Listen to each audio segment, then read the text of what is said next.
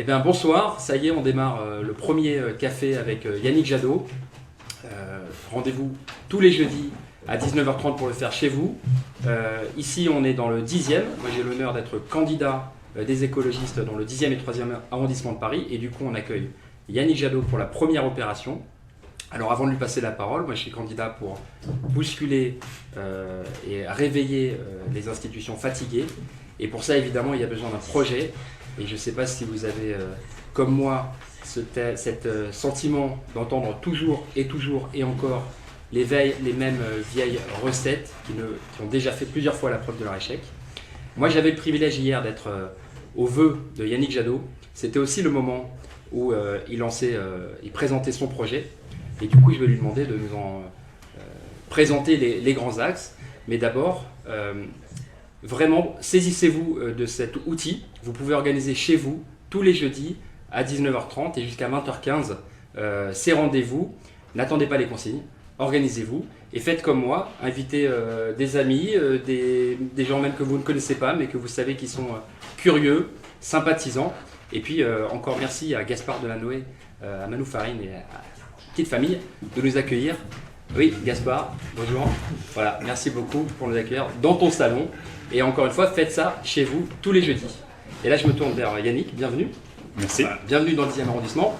Et puis, bienvenue chez Gaspard Delanoë. Donc, on est avec quelques amis sympathisants. Je pense qu'on va t'écouter. Et puis, prendre quelques questions ici. Et puis, préparer les vôtres. Préparer vos commentaires. Lâcher les coms, comme on disait dans les années 90. Et néanmoins, nonobstant, hier, c'était la présentation de ton projet, les vœux à la presse. Tu as pu développer un projet que moi je qualifierais de génial, évidemment. À toi de nous le présenter et surtout, moi j'ai envie de te demander en quoi ça se différencie radicalement de tout ce qu'on a pu nous raconter. Moi je suis né en 1980, ça fait donc 36 ans qu'on nous dit qu'il faut attendre la croissance pour s'attaquer à la question du chômage par exemple. Merci Julien. Alors déjà, un apéro, c'est un apéro. Donc je vous invite à profiter de ce que fournit notre magnifique sol et d'aller vers des vins, évidemment, plutôt des vins bio, des vins en biodynamie, et c'est important, comme ce soir. Remercier Gaspard. Et si vous ne connaissez pas Gaspard, ça peut arriver, il y a encore quelques personnes qui ne connaissent pas Gaspard, même si son taux de notoriété est supérieur au mien, ce qui est important. N'hésitez pas à aller sur Internet et à regarder ses vidéos, y compris, il y a souvent des vidéos qui sont très proches des idées qu'on développe. Donc n'hésitez pas à ouvrir vos apéros avec un sketch, une histoire, et ça mettra la bonne ambiance chez vous avec vos voisins et vos amis. Alors effectivement, hier, j'ai présenté mes vœux et j'ai présenté le projet que porteront les écologistes pour l'élection présidentielle. Ce projet, c'est la France vive. La France vive parce que c'est l'idée de valoriser, de célébrer toutes les forces vives qui sont dans ce pays et qui, trop souvent en marge des politiques publiques, mais nous démontrent chaque jour que nous devons avoir énormément d'espoir, avoir confiance dans notre avenir. Que ce soit dans les entreprises, que ce soit dans les associations, que ce soit dans des fermes, que ce soit à la ville, à la campagne, il y a des expériences, des initiatives qui sont absolument extraordinaires et qui intègrent totalement les limites de la planète, que ce soit le carbone, que ce soit le nucléaire, que ce soit les pesticides, que ce soit toutes les saloperies qui empoisonnent notre vie, et qui montrent justement qu'on peut créer une société qui va bien. Et c'est ça le sujet. Le sujet de l'élection présidentielle, c'est comment ces initiatives extraordinaires, qui sont la société qui va bien, qui construisent aujourd'hui le monde de demain, doivent être au cœur des politiques publiques pour que ce soit le modèle et non simplement la niche ou la marge. Mais la France vive, c'est évidemment la France en vie. C'est la France qui réforme ses institutions, c'est la France d'une démocratie vivante. Alors évidemment, il faut changer de république. Il est toujours marrant de retourner sur la Déclaration des droits de l'homme et du citoyen de 1793. Il est explicitement mentionné qu'une génération ne peut pas imposer ses lois aux générations suivantes. La 5e République, c'est déjà la 3e ou la 4e génération, ça suffit. Donc on veut un régime parlementaire, on veut une Assemblée nationale évidemment qui ressemble à la France, on veut un quota de 20% de jeunes de moins de 30 ans parce que c'est la réalité de notre société aussi à l'Assemblée nationale, on veut l'élire à la proportionnelle. Mais les réformes institutionnelles, ce n'est pas simplement le haut. Le cœur de nos réformes institutionnelles, c'est de redonner le pouvoir aux citoyens. Comment on redonne le pouvoir aux citoyens? Ce sont des votations citoyennes, ce sont des conférences de consensus. Par exemple, sur le revenu universel. C'est un sujet difficile parce que c'est un sujet nouveau pour l'ensemble de l'opinion publique. C'est un sujet nouveau dans le débat public, mais c'est un sujet essentiel qui pose la question de notre relation au travail. Il y a 6 millions de chômeurs dans notre pays, ou de gens qui aimeraient travailler davantage, 6 millions de personnes qui considèrent que c'est leur dignité qui est en jeu dans l'obtention d'un emploi ou d'un revenu suffisant. Et puis dans ceux qui travaillent, il y en a beaucoup qui souffrent, qui vont le matin au travail avec la boule dans l'estomac. Nous avons une exigence de repenser de notre relation au travail et de savoir ce qu'est une vie décente dans notre société. Et bien ça, j'aimerais que ce soit une conférence de consensus avec des citoyens tirés au sort qui fassent des auditions, qui écoutent des chômeurs, qui écoutent des gens qui travaillent, qui écoutent l'économie sociale et solidaire, qui écoutent toutes celles et tous ceux qui ont déjà travaillé là-dessus, mais qui veulent réfléchir au sens du travail, à la souffrance au travail, à la place du travail dans notre société. Et que cette conférence de consensus, justement, définisse, recommande des modalités et qu'on expérimente, sinon sur un territoire, qu'on expérimente ce revenu universel. Voilà comment on fait partager, voilà comment on fait participer. Mais c'est aussi donner des moyens. J'ai donné quelques chiffres, j'espère que ça ne va pas trop vous embrouiller. Vous savez que dans beaucoup de municipalités aujourd'hui, et notamment quand les écologistes font partie des majorités municipales, il y a le budget participatif. C'est cette idée que les citoyennes et les citoyens co-construisent, proposent, co-construisent et choisissent des projets qui leur font du bien. Ça va depuis des circuits courts avec l'alimentation et l'agriculture, ça va au réaménagement d'un quartier, ça peut être du transport, il y a plein de sujets. Et bien moi j'aimerais qu'il y ait 1% du budget d'investissement de l'État qui soit co-construit, décidé, choisi par les citoyennes et les citoyens sur des plateformes civic tech. Mais c'est aussi donner le pouvoir aux citoyens sur la loi. La loi dans notre pays, et c'est normal assez largement, c'est le boulot de la démocratie représentative. C'est le Parlement. Mais c'est ce que nous proposons, qui est 5% des financements des partis politiques, des campagnes électorales et des réserves parlementaires qui aillent vers toutes les associations qui ont envie de construire leur contre-expertise, qui disent il y a ce projet de loi, et ben nous on veut participer à sa rédaction, on veut participer au débat et on a notre propre capacité d'expertise. Et puis on est capable d'initier des projets de loi parce qu'on y a réfléchi. Donc c'est rééquilibrer entre la démocratie représentative et la démocratie participative. De la même façon que je veux redonner du pouvoir aux citoyens pour qu'ils s'en emparent, pour qu'on aille de nouveau vers une démocratie vivante, je veux redonner le pouvoir aux salariés dans l'entreprise. C'est 50% des salariés au conseil d'administration. Comme dans le système allemand, ce n'est pas utopique ou idéologique, c'est l'essentiel de remettre les salariés au cœur de l'entreprise. Une entreprise, ça n'est pas que la propriété des actionnaires. Ça ne peut pas être que la stratégie des actionnaires. Ça doit être aussi la participation, les avis, les recommandations, les ambitions des salariés. Autre sujet clé, évidemment, quand on défend un programme écologique, c'est d'avoir une France 100% durable. Aujourd'hui, dans notre pays, il n'y a plus de projet partagé. C'est une sorte de sauve-qui-peut généralisé. Et le projet que les écologistes portent pour cette élection présidentielle, c'est justement d'avoir un projet partagé autour de la durabilité. La durabilité, ça veut dire que notre pays devient le pays évidemment en essayant d'essaimer au maximum, mais notre projet c'est de dire nous allons être en harmonie avec les limites de la planète, le dérèglement climatique, l'extinction des espèces et la biodiversité, l'épuisement des ressources, les maladies chroniques liées à toutes les pollutions. Il faut arriver à lutter sérieusement, efficacement, avec incroyablement de la radicalité pour sortir de ça. Mais ça veut dire un beau projet pour la France, les Françaises et les Français. Ça ne veut pas dire qu'on est condamné, ça ne veut pas dire qu'il y a une fatalité, ça ne veut pas dire que le scénario noir va forcément arriver. Ça veut dire que si on se retrousse les manches, si les politiques publiques sont à la hauteur de ces défis, on peut avoir une société 100% durable. C'est évidemment 100% d'énergie renouvelable.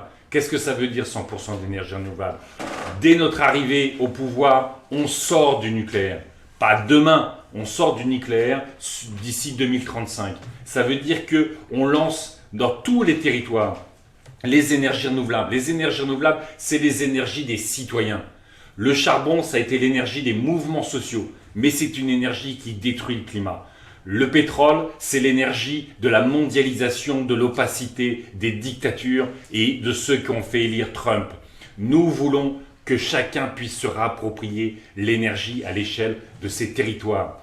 C'est aussi lutter contre les passoires énergétiques. Il y a plus de 7 millions de passoires énergétiques, de logements mal isolés dans notre pays. Et la moitié sont occupés par des très précaires en matière d'énergie. On mettra le paquet sur ces familles qui vivent dans la précarité énergétique.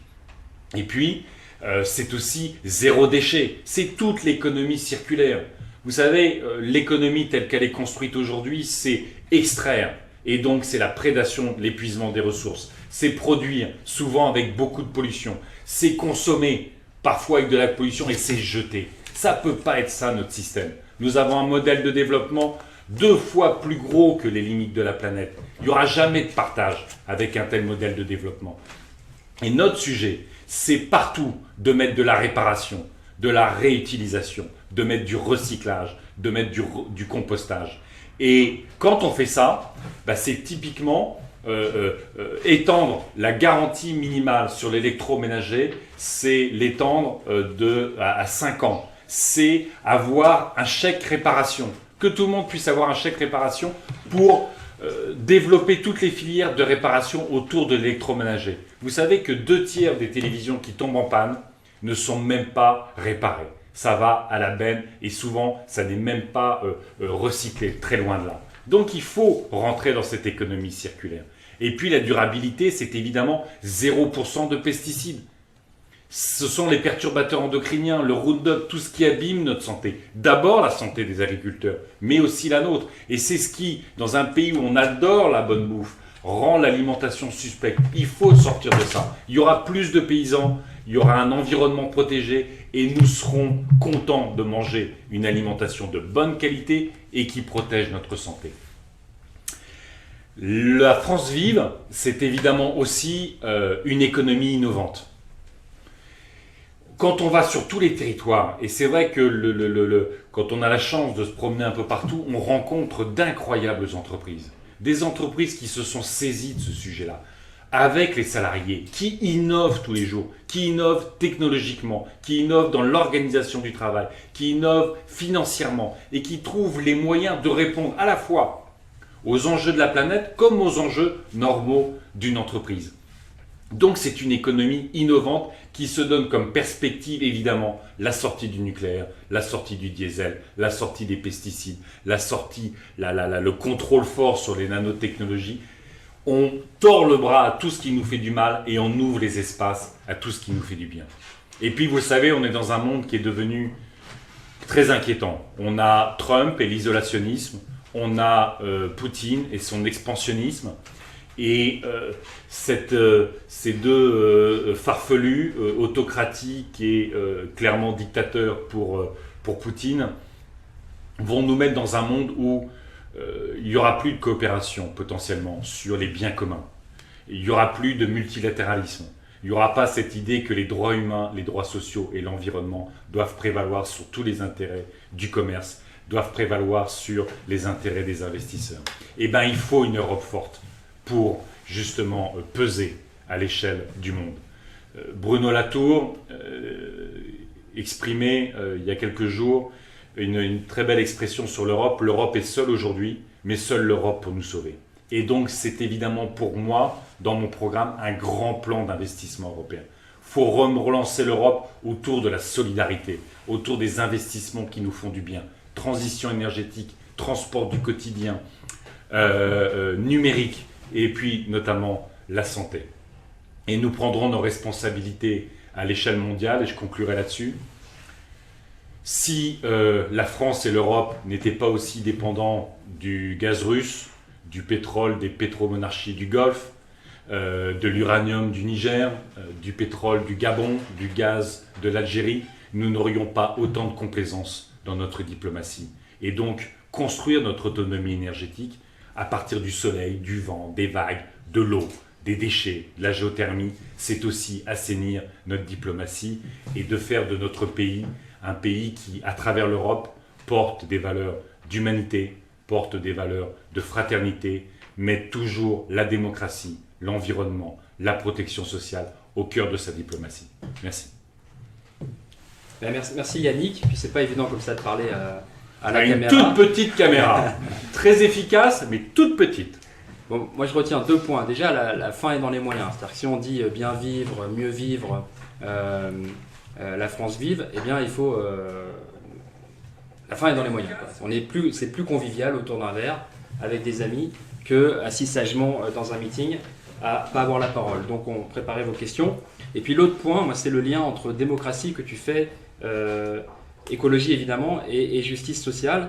Et le mot qui m'a parlé, moi vraiment, c'est l'Assemblée à l'image de la France. Et aujourd'hui, on a une Assemblée qui, pour plein de raisons, pas assez de femmes, pas assez de noirs, pas assez d'ouvriers, et pas du tout à l'image de la France. Et je pense vraiment qu'on voit pourquoi il y a des gens qui estiment que le SMIC il est trop élevé, ou que le RSA il est trop élevé, ou qu'il est urgent de rien faire sur les pesticides, ou de ne pas soutenir l'agriculture. C'est vraiment un verrou démocratique, et c'est la clé. Il nous faut refonder nos institutions, parce qu'à partir de là, on pourra mettre en œuvre les solutions qui sont déjà, comme tu disais, expérimentées ça et là, l'agriculture biologique, les énergies renouvelables, et qui sont bloquées par les lobbies. Et donc, tout se tient, écologie, justice sociale, environnement, démocratie. Et vraiment, c'était la clé. À un moment, on disait, si tu ne t'occupes pas de politique, la politique s'occupera de toi. Et là, on a envie de dire, si tu ne t'occupes pas de politique, en fait, t'inquiète pas, c'est les lobbies qui vont tout arranger, mais contre toi. Et donc, moi, le seul point que je puisse vous dire, c'est en toute convivialité, organisez-vous. Il nous faut bousculer cette assemblée. On est dans la 5e circonscription de Paris, 3e et 10e arrondissement. C'est là où est née Nuit debout, qui disait on n'est pas représenté. Et je crois que c'est vraiment le nœud du problème. Et c'est ça qui pourrait nous permettre de déverrouiller notre démocratie pour appliquer ces solutions. J'en termine là. Merci beaucoup Yannick. Et je voudrais rajouter un petit point. Ah bah oui, sinon c'était pas parce clair. Que souvent, évidemment, on va rencontrer personne qui disent je ne suis pas pour un air respirable, une alimentation saine, une eau pure, un climat stabilisé et l'absence de risque nucléaire. Souvent, ce qui nous est renvoyé, c'est évidemment votre idéal, on est tous d'accord. Mais le chemin, moi, me déstabilise, m'inquiète. Et ce qu'on a vraiment voulu faire dans le projet écologiste, c'est vraiment de garantir la protection sociale. C'est l'idée qu'il n'y aura pas un salarié qui sera laissé au bord de la route. Et pour ça, c'est de contractualiser à l'échelle des territoires les relations entre les entreprises, entre les salariés, les collectivités, les associations, pour se dire voilà, quelles sont les transformations qu'on doit faire de notre économie sur les 10 ans pour qu'elle soit compatible avec la protection de la planète et qu'elle bénéficie à tout le monde. Et bien, entre ces réorientations économiques, il y a l'idée qu'on accompagnera chaque salarié par de la formation, par de l'accompagnement, par le fait d'acquérir de nouvelles compétences ou simplement d'utiliser les mêmes compétences mais pour une finalité différente. Et donc de faire en sorte que les salariés soient les meilleurs ambassadeurs de la transition énergétique parce que non seulement ils vont avoir un métier qu'ils vont conserver un emploi, mais en plus ils vont avoir un emploi qui fait sens pour l'ensemble de la société et pour les territoires. Et ça me paraît être un enjeu essentiel. Bon, radicalité, pragmatisme. À gauche et à droite, ça vous inspire quoi? Allez-y. Question? Un commentaire? Une réaction? Ouais, moi j'ai une question que je me pose, c'est par rapport à l'Europe en fait. Comment est-ce qu'on fait quand on prend ces décisions-là aussi radicales, et elles sont nécessaires et certainement essentielles, mais comment on fait pour convaincre le reste de l'Europe? Enfin, on a vu ce qui s'est passé, l'Europe elle impose généralement sa position, et la Grèce est un bel exemple, ils n'étaient pas d'accord, et au final au bout de quelques mois tout le monde a plié. Aujourd'hui on n'en entend pratiquement plus parler, ça se passe comme ça se passe. Et comment est-ce qu'on fait pour arriver, nous la France, avec ces idées-là, et après dire bon bah maintenant les copains, ce serait bien que tout le monde s'y mette, sachant que chaque pays européen a ses propres problématiques. C'est vrai que c'est un enjeu important. L'Europe, c'est pas une pensée politique, l'Europe. L'Europe, c'est un espace démocratique, pour nous essentiel, parce que de la même façon que le nuage de Tchernobyl ne s'arrête pas aux frontières sur les questions environnementales, y compris notamment en France, c'est toujours l'Europe qui a montré le chemin, mais c'est aussi comment lutter contre les paradis fiscaux. Il y a eu le procès de l'évasion fiscale à Dax ce lundi, c'est comment on lutte contre le dumping social, c'est tout ça l'Europe. Et c'est vrai que ce qu'a montré le Brexit, le référendum britannique, c'est que une Europe, et c'est presque logique, une Europe qui soit simplement néolibérale, technocratique et austéritaire, elle déplaît. Même si en Grande-Bretagne, c'est aussi beaucoup les politiques des libéraux conservateurs qui ont détruit le tissu social. Bon. Et il y a justement cette idée du grand plan d'investissement. 600 milliards d'euros par an. Aujourd'hui, la Banque Centrale Européenne, elle finance les banques, elle refinance les banques à hauteur de... ouvre la négociation. Parce qu'il y a plusieurs crises de solidarité en Europe. Il y a une crise de solidarité entre l'Ouest et l'Est. L'Est, aujourd'hui, est dans un processus de repli identitaire, et en même temps, ils ont besoin de l'Europe. Parce que la solidarité européenne, c'est quand même beaucoup de transferts de fonds de l'Ouest vers l'Est. On a la crise de solidarité, tu l'as mentionné, entre le Nord et le Sud. Et la façon dont on a humilié la Grèce, c'est absolument insupportable. Mais c'est les majorités politiques qui ont humilié la Grèce. Ce n'est pas l'Europe qui a humilié la Grèce. C'est l'Eurogroupe, avec les participants de l'Eurogroupe, y compris François Hollande, qui ont décidé d'humilier la Grèce. Il y a la solidarité au sein de nos sociétés. Et puis la solidarité autour de l'Europe, qui va quand même, le voisinage de l'Europe va mal. Et bien en remettant des moyens, en créant des emplois sur des choses importantes, on est en capacité de négocier avec l'Europe de l'Est, par exemple, la réforme de la directive sur les travailleurs détachés, pour que ça arrête le dumping social. On est en capacité de négocier avec l'Allemagne l'idée d'une grande politique extérieure commune. Est-ce que nous défendons une politique commune de défense pour que l'Europe pèse et qu'on arrête chacun dans nos pays de gaspiller de l'argent sur l'armée? C'est aussi la solidarité avec le Sud. Et c'est aussi notre capacité pour l'Allemagne, parce que l'Allemagne a été souvent réticente sur cette capacité d'investissement, de partager ensemble la question des réfugiés. Donc tout le monde a intérêt à une grande négociation. Et le Brexit a démontré que si on ne bougeait pas, tout s'écroulait. Donc il faut cette légitimité du vote démocratique français pour aller très loin, parce qu'il y a beaucoup de personnes qui en veulent, que ce soit les salariés, que ce soit les retraités. Dans beaucoup de pays, il y a beaucoup de monde qui attendent beaucoup plus de l'Europe. Je crois que Adèle voulait réagir. Pardon. Oui, pas de souci. Je pense qu'il y a aussi au niveau de l'Europe et de comment est-ce que les gens se sentent européens. Je pense qu'il y a aussi tout un projet à reconstruire autour des citoyens européens, parce que ce que le Brexit en fait démontre aussi, c'est que voilà, les gens, en tout cas les Britanniques, ne se sentaient plus européens, ne voulaient plus participer à ce projet. Et comment est-ce qu'on fait pour que les gens, pour que les Européens aujourd'hui se ressentent faire partie de quelque chose, et quelque chose qui irait au-delà d'un Erasmus, même si c'est très bien. Je sais que dans votre programme, du coup, vous proposez aussi que les jeunes passent au moins 1 an à l'étranger dans l'Union européenne pour pouvoir s'ouvrir à d'autres cultures, pour que les échanges se fassent. Mais comment est-ce qu'on fait pour que vraiment aujourd'hui les gens se sentent appartenir à un projet et construisent l'Europe ensemble ? Alors, l'Europe, elle regagnera la confiance des citoyens européens si elle s'occupe d'eux. On voit avec le TAFTA ou le CETA, l'accord de libre-échange avec le Canada, que l'Europe enfin en tout cas les dirigeants européens, privilégient aujourd'hui les intérêts des firmes multinationales plutôt que la protection et un modèle de développement durable. Sauf à l'échelle. la Wallonie qui avait été la dernière à résister, il me semble. La Wallonie, mais c'est aussi le boulot qu'on fait au Parlement européen, beaucoup, et bon, on va voir comment ça va, bon, sur comment ça va se passer. Mais déjà, faire de l'Europe l'idée qu'elle défend des valeurs à l'échelle internationale plutôt que des intérêts commerciaux, ça serait la première entrée. Et dans le projet, ce qu'on propose, c'est justement qu'il y ait l'Assemblée qui sera élue, le Parlement européen qui sera élu en 2019, soit une Assemblée constituante.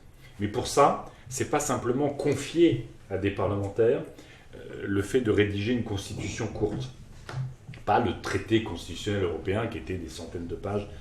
Voilà. C'est une constitution courte qui dise pourquoi il faut partager de la souveraineté à l'échelle européenne. Mais pour ça, il faut qu'on ait le débat. Moi, ce que je propose, c'est qu'il y ait des conventions citoyennes dans toutes les régions et qu'on se pose la question, c'est quoi ma souveraineté individuelle ? C'est quoi la souveraineté collective à l'échelle du territoire ? C'est quoi la souveraineté nationale ? Et c'est quoi la souveraineté européenne ? Pourquoi on a besoin d'Europe ? Et qu'on reconstruise l'Europe comme réponse à nos besoins. Pas comme un truc en surplomb qui s'impose à nous ou un truc insuffisant qui ne résoudrait pas nos problèmes. Donc on est ce processus-là, convention citoyenne régionale, convention nationale, qui alimente un processus constituant pour dire l'Europe ne doit plus être ce que les chefs de gouvernement ou les présidents en font, mais ce qu'en veulent les citoyens. Bon. Alors moi on m'a transmis les questions, mais déjà pour répondre, oui il n'y a pas assez de femmes, on l'a remarqué aussi juste avant de démarrer, donc on regrette, en fait moi j'ai invité un peu comme ça à la cantonade, peut-être que les garçons ont répondu plus promptement et j'ai essuyé 2 refus de la part de copines qui malheureusement ne pouvaient pas ce soir, qui avaient prévu mais qui ne pouvaient plus là.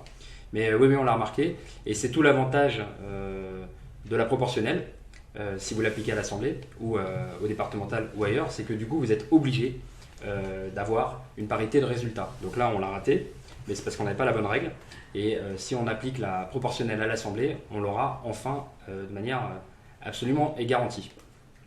Rien à voir. Bonjour à Yannick Magne qui nous écoute depuis le Japon. Je ne sais pas quelle heure il est, mais c'est très très cool de savoir que tu es là.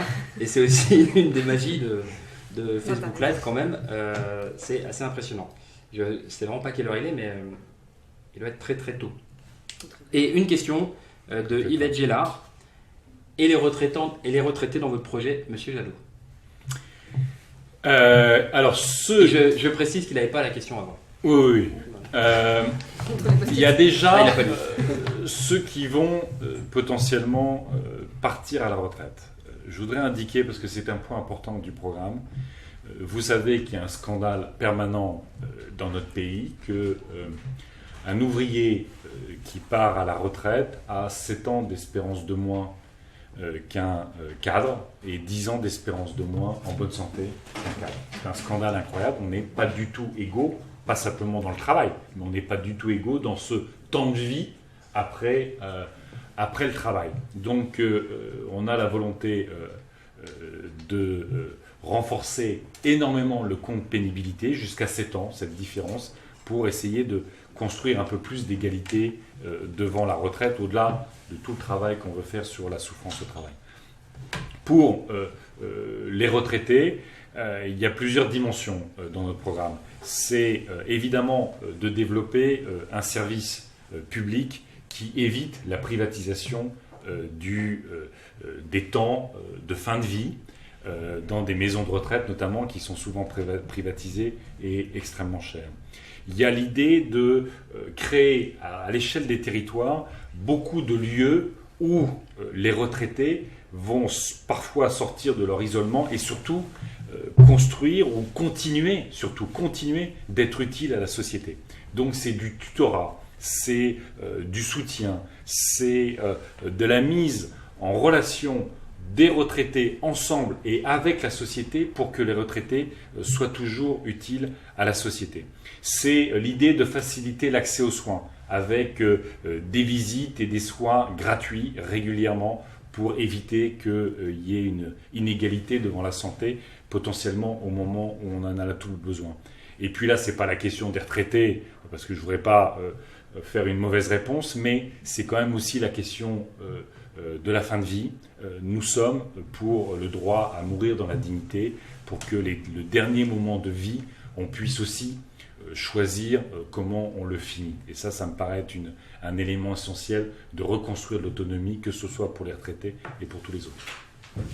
Et un autre point qui concerne indirectement les retraités, moi je demande la liste des entreprises qui sont sanctionnées pour non-respect de l'égalité salariale femmes-hommes. Je me bats au tribunal administratif pour avoir la liste. Il y en a très peu qui sont sanctionnés, alors que depuis 72 on dit à travail égal, salaire égal.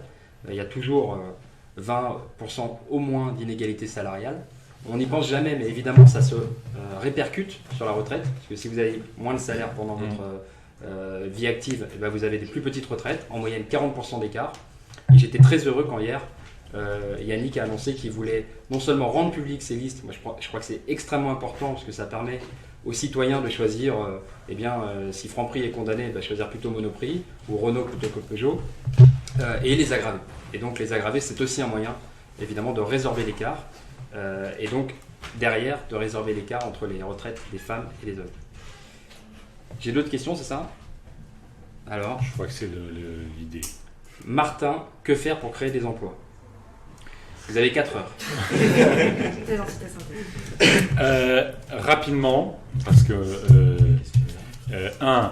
la transition, le projet de transition écologique que nous portons est créateur. Nous l'avons estimé autour de 500-600 000 emplois. Il y a un collectif ce matin d'associations qui vont d'ATA, CORAC, de syndicats, d'experts qui ont évalué à 1 million les emplois pour le climat. Avec des syndicats, des chercheurs. Ouais, tout à fait. Donc c'est considérable. Et ce qui est passionnant avec ces emplois, c'est que, ce sont des emplois qui ont du sens, on l'a dit, parce que c'est participer à ce que la société aille mieux. Et puis, ce sont des emplois sur tous les territoires. Il y a un enjeu extraordinaire de mettre de l'emploi sur tous les territoires.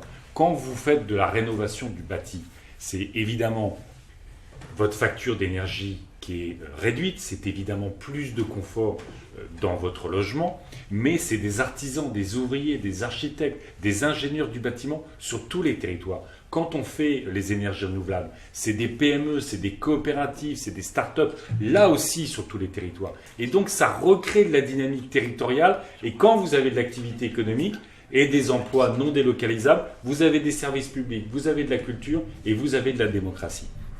Mais donc, la transition écologique crée de l'emploi. Mais c'est aussi, vous le savez, la volonté de poursuivre la logique historique de l'humanité, qui est de travailler moins pour partager davantage le travail, surtout quand il en manque tellement. On est dans une situation totalement dingue.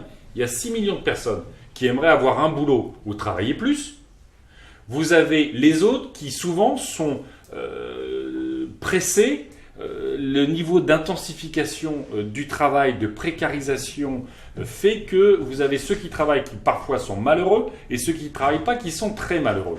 Donc il faut trouver les moyens de mieux partager le travail, que ce soit dans la semaine, que ce soit prendre une année tous les 10 ans, y compris parfois pour prendre une année pour s'occuper de ses enfants ou avoir un engagement militant, tout ça, ou prendre des apéros régulièrement. Donc c'est cette idée de aussi mieux partager le travail dans notre société qui, la dernière fois qu'on a créé beaucoup d'emplois dans notre pays, c'était quand il y a eu la loi sur les 35 heures, mais on veut là quelque chose d'un peu plus souple, mieux adapté aux différents secteurs. Et je me permets de rajouter un point, c'est il y a ceux qui n'ont pas de travail, il y a ceux qui en ont trop, et puis il y a ceux qui ont un travail qui n'a plus de sens, qui des fois abrutit. On est très loin de l'émancipation par le travail. Et ce million d'emplois, ou ces 600 000 emplois selon les chiffrages, c'est des emplois qui ont du sens. Quand on parle de rénovation thermique, ça veut dire aider une famille à payer moins de factures. Quand on parle d'agriculture bio, c'est un paysan qui sait ce qu'il produit et qui sait à qui il le vend. Et c'est des travaux, des métiers beaucoup plus épanouissants, en tout cas quand on discute avec ceux qui les pratiquent. Alors j'ai plein de questions. Paul. Ok, merci. Moi, je trouve ça super que tout le monde se prête au jeu à poser des questions. Ouais, super, Pardon, c'est le but. Paul. Pour tous ceux qui nous écoutent, et j'ai une question pour toi Yannick. Je pense notamment aux nouveaux citoyens, à la nouvelle génération de citoyens dont je fais partie, dont beaucoup de gens font partie, et qui cherchent un candidat, qui cherchent leur candidat, qui cherchent le candidat pour lequel voter, qui se trouvent face à un choix bientôt de peut-être avoir un pouvoir pour notre pays, notre société.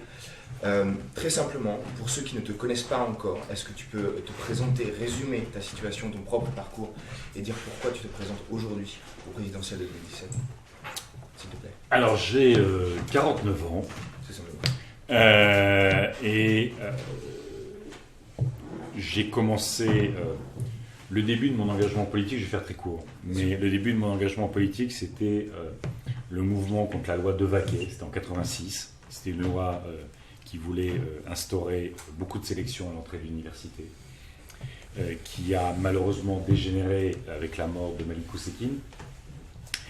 Mais le combat a été heureusement gagné. Et puis après mes études, je suis parti travailler et vivre au Burkina Faso pour travailler sur les questions agricoles avec les paysans. Après, je suis parti vivre et travailler au Bangladesh pour travailler avec les femmes qui vivent dans la misère, dans les bidonvilles ou dans les zones rurales. Et puis je suis revenu, j'ai contribué à la création du mouvement altermondialiste dans les années 90, jusqu'à ce qu'on bloque Seattle. Et puis la réponse à Seattle, au fond, ça a été de dire qu'est-ce qu'on met en commun. Et ça a été le Forum social mondial à Porto Alegre qui a commencé. Donc c'était vraiment de réunir tous les mouvements et essayer de construire des coopérations pour porter les solutions, les propositions. Après, j'ai dirigé les campagnes de Greenpeace. Donc voilà, ça a été évidemment 7 ans d'expérience assez intense, y compris, c'était pas sur un zodiaque, donc ça changeait un peu, mais le Grenelle de l'environnement a été un moment important. C'est dommage que Sarkozy ait fini par dire l'environnement, ça commence à bien faire, parce qu'il y avait justement cette idée de les solutions écolo, elles sont importantes. Et elles se négocient avec les entreprises, elles se négocient avec les collectivités, et elles se négocient avec les syndicats. Et que ce qui a été fort dans le Grenelle de l'environnement, c'est qu'il y a eu la reconnaissance que les solutions qui étaient portées par les écologistes, qu'ils soient associatifs ou autres, étaient de bonnes solutions. Ça a été le début. Ça n'a pas été appliqué, mais voilà. Et puis j'ai fondé avec Danny Cohn-Bendit, Pascal Durand, Jean-Paul Bessé, et puis les Verts et tout le monde, José Bové, Eva Joly, Europe Écologie. J'ai été député européen et j'ai coordonné ces derniers temps la campagne européenne contre le TAFTA, contre le CETA, donc l'accord de libre-échange avec le Canada, qui est un peu moins connu. Et puis là, je suis content parce qu'aujourd'hui, par exemple, est rentré dans la loi européenne l'interdiction du chalutage dans les grands fonds. C'est une campagne qui a eu un extraordinaire retentissement en France, avec l'association Bloom notamment. Il y a eu aussi la BD de Pénélope Jeux, et qui est une saloperie vraiment pour les fonds marins et les espèces qui vivent dans les grands fonds. Et donc, c'est aussi par cette articulation entre le mouvement associatif, la mobilisation et le travail au Parlement européen qu'on a gagné, qu'on a obtenu cette victoire. Alors, pourquoi je suis candidat ? Je suis candidat parce que malgré la science, malgré tout ce qu'on nous dit sur l'avenir sombre si on ne fait rien, je suis convaincu que les Françaises et les Français sont prêts, si le signal est bon, si les propositions sont bonnes, si notre campagne est bonne, qui montre aussi une envie d'être ensemble, qui montre aussi de la convivialité, eh ben on peut créer un vote d'adhésion. Dans notre pays, aujourd'hui, la très grande majorité, soit ne vote plus, soit vote par défaut, vote par colère, vote par renoncement. Et on voit encore aujourd'hui cette sorte d'injonction à dire « choisissez le moins pire pour éviter le pire ». Les États-Unis ont montré que cette stratégie-là avait une limite et qu'à la fin, c'était le pire qui arrivait. Vouloir choisir le moins pire, qui sont ceux qui, depuis 30 ans, 40 ans, nous donnent les mêmes solutions et m'ont mis ce pays dans cet état, c'est évidemment garantir qu'à terme, si ce n'est pas cette fois-là, ça sera la suivante, ce sera Marine Le Pen qui sera élue. Et donc, moi, je suis porteur je crois, les écologistes sont porteurs du seul projet d'avenir. Du seul projet qui ne disent pas c'était génial les 30 glorieuses quand on avait la croissance. C'était génial quand l'État était omniprésent et qu'il décidait de tout. Et quand c'était un peu le nationalisme et l'étatisme. C'était génial quand la France elle était blanche, que le mâle était dominant, que la femme la ramenait pas, que les homosexuels se cachaient et que les immigrés pliaient les chines. C'est pas ça qu'on veut. Nous, on veut une société qui porte l'espoir. On veut une société qui retrouve la confiance. Et c'est ça que je fais dans cette campagne. C'est dire à ce pays, on n'est pas la dernière roue du carrosse. On n'a pas à être dans cette sinistrose. Oui, il y a des gros problèmes. Mais si on s'y met ensemble, parce qu'on a les solutions, si on s'y met ensemble, eh ben on va s'en sortir et demain sera mieux qu'aujourd'hui. Bon, merci Yannick. Moi, je crois que vraiment c'est c'est extrêmement vivifiant. Ah, la France vive. Voilà. Non, mais le fait de pouvoir combiner cette articulation de la campagne, je pense, c'est ce que tu mentionnais sur le chalutage profond, et le fait qu'à un moment, il faut bien des gens dans les institutions pour appuyer sur le bon bouton, c'est ce qu'il faut organiser. Les initiatives, elles sont défrichées par les associations. À un moment, il faut aussi remplacer à la présidence, à l'Assemblée, au Sénat et ailleurs, les personnes qui bloquent ce changement pour un avenir durable. On finit là-dessus. Continuez à débattre chez vous parce que nous, on va continuer ici. Si ça vous a intrigué, vous pouvez aller vérifier le programme sur avecjadot.fr. Si ça vous a plu, eh bien partagez-le avec quelqu'un que vous aimez bien. Et si ça ne vous a pas plu, eh bien partagez-le avec quelqu'un que vous n'aimez pas. Et comme ça, vous partagerez la campagne. Sinon, on se retrouve la semaine prochaine à la même heure. Voilà. Et je serai dans une autre circonscription. Voilà, non, vraiment, si ça ne vous a pas plu, faites-nous un commentaire qu'on puisse justement prendre en compte. Et puis la semaine prochaine, 19h chez vous, 19h30 sur Facebook Live. Et cette fois-ci, je crois que tu parleras de la sortie du nucléaire. Merci à vous. Et puis, bonsoir chez vous. Et nous, on continue. À la bonne vôtre. Vin bio, hein. Toujours bio. Tchuss.